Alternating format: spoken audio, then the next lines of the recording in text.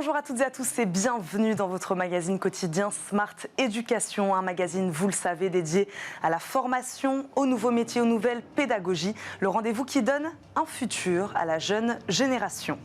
Le célèbre concours Sésame veut mettre fin à la triche. Cette année encore, les épreuves écrites du concours qui permet d'accéder à non moins de 17 formations d'écoles de commerce seront à distance. Et oui, le Covid aura laissé des traces. Depuis 2 ans, le concours post-bac Sésame a mis en place les épreuves écrites en ligne et non plus dans une salle d'examen. Mais cette flexibilité augmente malheureusement les risques et pour éviter les fraudeurs, Sésame mise pour cette édition sur un dispositif anti-triche dernier cri. On en parle avec Thomas Lagatu, il est le directeur du concours Sésame, il est avec nous. Bonjour. Bonjour. Merci beaucoup de nous accompagner aujourd'hui. Ma première question, Thomas Lagatu, pourquoi avez-vous opté cette année encore pour des épreuves en ligne ?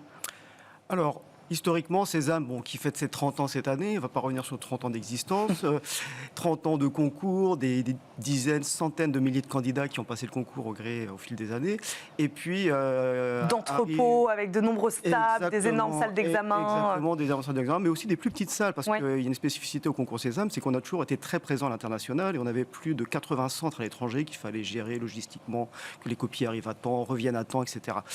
Bref, déjà avant le Covid, parce qu'effectivement il y a eu un avant et un après, mais avant le Covid, on avait déjà commencé la digitalisation des épreuves pour les candidats de l'étranger uniquement. Voilà, pour tester le dispositif, voir comment ça se passait. Et puis soudain, le Covid est arrivé, et puis comme énormément de gens se retrouvent dans des situations un peu complexes à devoir gérer des épreuves... Il a fallu mettre à distance pour pouvoir s'adapter à la situation. Et donc on est passé de quelques milliers de candidats qui étaient concernés à plus de 10 000 candidats qui doivent passer le concours simultanément en France comme dans le monde entier. Et voilà comment les choses se sont faites. On va parler de cette logistique évidemment, mais avant de parler peut-être des inconvénients aussi que ça peut causer, le distanciel. Quelle flexibilité cela apporte aussi, tout de même ? Alors, ça apporte pas mal de flexibilité. C'est sûr que pour nous, en termes de logistique, c'est un petit peu plus simple. On n'a pas à gérer des centres d'écrit lointains, des centaines de surveillants qui sont comme ça à gérer des candidats en présentiel. Là, en distanciel, la flexibilité, déjà, c'est que ça permet à quelque part tout le monde d'y accéder de manière facile. Il est très clair qu'en termes de chiffres, si on voit le nombre de ce qu'on appelle des no-shows, l'absentéisme au concours, traditionnellement, on avait 5-6% d'absents. Pour X raisons, ils ne venaient pas parce qu'ils avaient raté leur métro, leur train, bref, que sais-je, ils ne sont pas levés. Là, on est passé de 5-6% à moins de 1% de no-show à tous les concours, malgré le fait qu'on ait plus de candidats. Donc ça fait partie de choses. Et puis surtout, c'est accessible pour tout le monde, partout, en France comme à l'étranger. Moi, Thomas Lagatu, j'ai une question. Le concours Sésame, je le disais, c'est la porte d'entrée vers 17 programmes d'écoles de commerce. Comment vous arrivez à l'organiser sur une seule et même journée ? Alors ça, c'est tout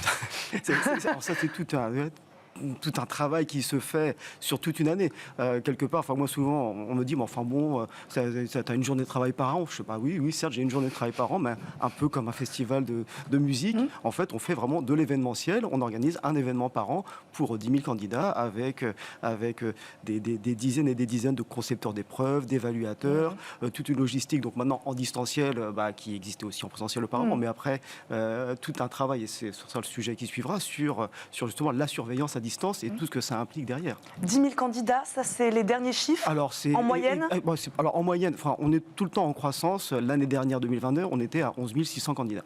11 600 candidats, pour quel taux de réussite ? Alors ça, on a 17 formations. Chaque formation a son nombre de places et le nombre de candidats n'est pas le même par formation, parce qu'on a 11 600 candidats en tout. Certains, il y en a 7 8 000 qui prennent une formation, l'autre il y en a 2 3 000, l'autre il y en a 9 10 000. Et puis après, chaque formation a un nombre de places qui lui est propre. Donc forcément, le taux va être différent d'une école à une autre. Il y en a qui vont ne retenir quelque part que 5 ou 6% de leurs candidats parce qu'ils ont un nombre de places limité et beaucoup de candidats. Et inversement, d'autres vont peut-être retenir 20-30% des candidats. C'est ce ratio-là. Donc il n'y a pas un ratio unique pour Sésame. C'est autant de formations et autant de classements que de formations disponibles dans Sésame. Quelle forme, quel format prend-il ce concours ? Est-ce que d'ailleurs ça a changé le fait de le passer en ligne ? Est-ce que c'est un QCM ? Est-ce que c'est un quiz ? Est-ce que c'est des questions-réponses ? Et est-ce que le fait de le passer en ligne a changé quelque chose là-dessus ? Oui, tout à fait. Alors, il y a eu 2 choses qui ont lieu en même temps. C'était le passage en ligne qui est venu concomitamment avec notre entrée dans Parcoursup.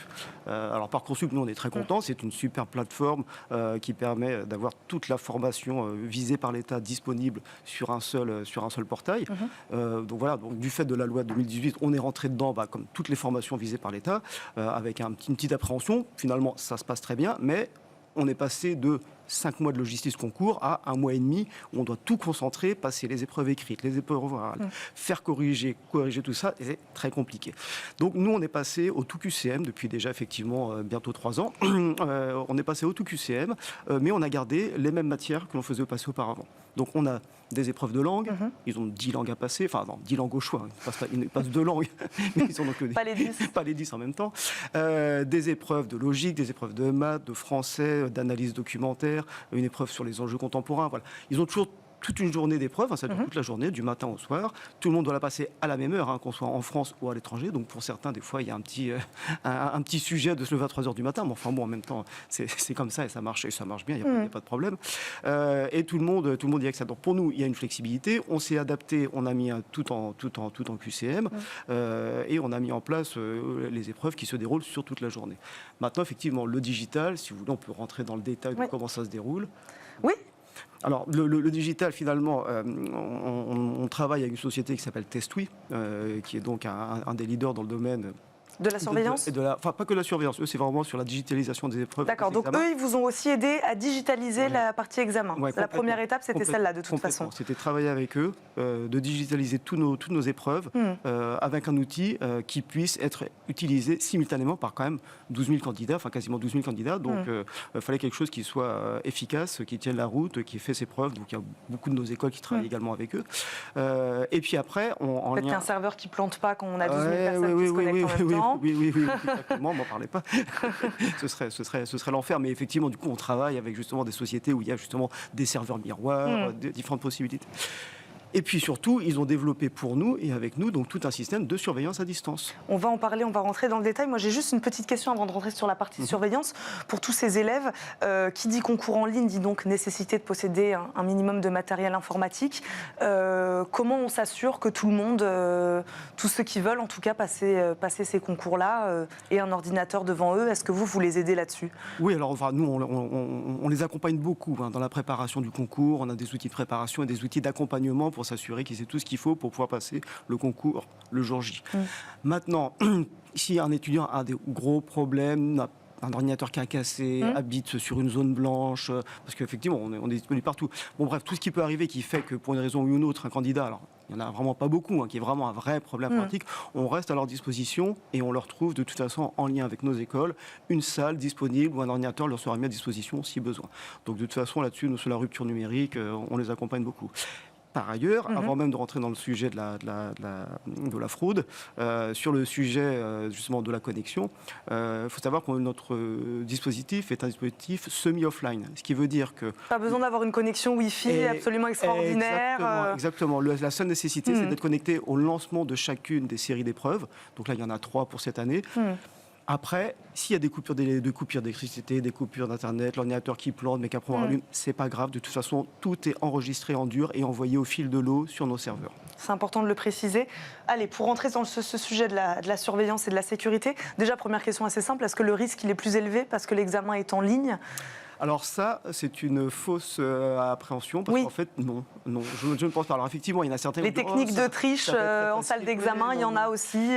Il y en a exactement. Vous avez tous vu les sous-doués passent le bac. Je rappelle régulièrement des choses qu'on a pu voir, nous, dans les salles d'examen en présentiel auparavant. On a découvert des choses, voilà, enfin, on se croit vraiment dans ce film-là, qu'on a trouvé des dictionnaires dans les toilettes, des bouteilles d'eau avec des étiquettes, où les gens réécrivaient des choses dessus. Enfin bon, bref, des choses incroyables. Bon, voilà. Maintenant, ça existe aussi beaucoup en présentiel et c'est pas non plus extrêmement facile parfois de surveiller 25 candidats en même temps. Enfin voilà, les risques existent en présentiel. Et maintenant. Donc en ligne, combien vous en avez identifié l'année dernière de fraudeurs? Alors le système, il est assez complexe parce que donc comme je vous l'ai dit, quasiment 12 000 candidats. Oui. On avait 5 lancements d'épreuves à cette époque-là. 5 lancements d'épreuves, 12 000 candidats qui sont tous surveillés, enregistrés, filmés pendant l'intégralité de leur épreuve. Ça nous a fait, nous... Enregistrer, c'est-à-dire qu'on enregistre le son. Le son, très finement, le son et les images. Ils doivent déjà, au début de chaque épreuve, filmer l'intégralité de leur environnement de travail. C'est ce qu'on appelle le 360. Ils doivent confirmer leur identité, ils doivent montrer leur carte d'identité, faire une photo, les deux doivent matcher. Ensuite, ils doivent filmer toutes leurs pièces, sous le bureau, au-dessus du bureau, derrière le bureau. Voilà. Ensuite, ils lancent l'épreuve. Ils sont filmés, enregistrés pendant tout le temps. Et là, on a à la fois donc, une IA qui nous aide à détecter les éventuels problèmes qui pourraient apparaître sur les images. La maman qui apparaît derrière, le bruit suspect, le coup de téléphone, enfin bref, il peut y avoir toutes sortes de choses qui apparaissent. Et que se passe-t-il à ce moment-là? Parce qu'une notification sur un téléphone, si l'élève il passe son concours, il est devant son ordinateur toute la journée. Il faut savoir qu'on lui demande d'éteindre son téléphone. On lui demande beaucoup de choses. Il a toute une page recto verso de règles à respecter, de la même manière qu'il a des règles à respecter quand il va en centre d'écrit. Voilà, on n'a pas à avoir sa calculatrice ou que sais-je quels outils, son téléphone sur sa table, tout ça, ça va dans le sac il est dans un coin. Bah là, c'est pareil. C'est pareil, on leur demande vraiment tout ce à quoi ils ont droit, ce à quoi ils n'ont pas le droit. Ils ont un certain nombre de règles à respecter, voilà, pas de casque, pas de choses dans les oreilles, enfin bon, bref, il y a tout plein de choses. Et ensuite, voilà, les épreuves se déroulent, et la particularité qu'on a, nous, c'est que la surveillance se fait a posteriori, c'est-à-dire qu'à la limite, comme je vous l'ai dit, on est en tout QCM, quelque part, nous on pourrait se dire, le soir, comme c'est de tout QCM, les copies sont remontées et dans l'absolu, dans les 24 heures, moi j'ai les copies corrigées par les machines et j'ai mes classements et puis on avance très vite. C'est pas si simple que ça. C'est pas si simple que ça parce qu'effectivement, on veut nous avoir une surveillance qui soit extrêmement claire et donc on a une équipe de plus de 200 personnes qui vont surveiller. Donc l'année dernière, on avait 52 millions d'images analysées, quasiment l'équivalent de plus de 3000 jours. On avait plus de 3000 jours d'audio à écouter. Combien de temps ça prend tout ça? C'est pour ça que ça nous prend une dizaine de jours avec 200 personnes qui travaillent à plein temps sur ce sujet. Donc une fois que tout ça passe par les fourches codines de nos agents surveillants, eux ont sur le dispositif qui est vraiment très très clair, l'IA qui aide aussi parce que l'IA fait ressortir toutes les images qui éventuellement seraient considérées comme douteuses. Quelqu'un qui n'est plus derrière son bureau, quelqu'un d'autre qui apparaît sur le bureau, enfin bref, il peut y avoir plein de choses. On a aussi une ligne de son qui est très claire, le moindre bruit, un stylo qui tombe, ça va apparaître, enfin bref, voilà, tout est possible. S'il vous plaît les candidats, arrêtez de parler tout seul aussi, merci, ça nous éviterait en avoir beaucoup aussi qui se parlent tout seuls pendant les épreuves. Le temps passe vite, Thomas Lagatu, juste, qu'est-ce qui est rédhibitoire? Voilà, parce qu'après on analyse tout ça, on se rend compte que l'élève il a fait tomber son stylo, bon ça c'est pas bien grave, que peut-être il a reçu un texto sur un téléphone, bon c'est peut-être pas bien grave non plus. Si, c'est très grave, justement. Voilà, Voilà. Qu'est-ce qui est rédhibitoire? Qu'est-ce qui mérite sanction? Ce qui mérite sanction, les sanctions sont très très graves. Ça, on le rappelle au moment. C'est important de le rappeler. Les règles, les lois sont très claires sur la triche en examen nationaux, c'est extrêmement grave. Maintenant, tout ce qui va être rédhibitoire, c'est tout ce qui va être en lien avec de la communication au sens large. Téléphone, échange, discussion, voilà. Et ça, bien sûr, nous, on arrive à le remonter. L'année dernière, on a détecté plusieurs centaines comme ça de candidats. Et petit à petit, après, on affine, jusqu'à ce qu'il y en ait qui soient vraiment, on constate vraiment une fraude absolue. Et on en a. Et donc on les exclut. On en a exclu comme ça une quarantaine l'année dernière. Une quarantaine l'année dernière, c'est très peu finalement. C'est très peu, mais en même temps, c'est quand même beaucoup. C'est plus que quand on était en présentiel, mais c'est effectivement très peu. Mais c'est quand même un sujet sur lequel on est très très attentif et sur lequel on va continuer à être attentif cette année. J'ai vu que vous aviez un objectif zéro fraude. C'est vraiment possible ça? Alors, j'espère, si tous nos étudiants, si tous nos candidats nous écoutent, ne trichez pas, les risques sont très très graves. Et on vous le rappellera. Merci beaucoup Thomas Lagatu d'avoir répondu à nos questions. Je le rappelle, vous êtes le directeur du concours Sésame. Merci beaucoup d'être venu sur ce plateau aujourd'hui. Merci à vous de nous avoir suivis. On se retrouve très vite dans Smart Éducation.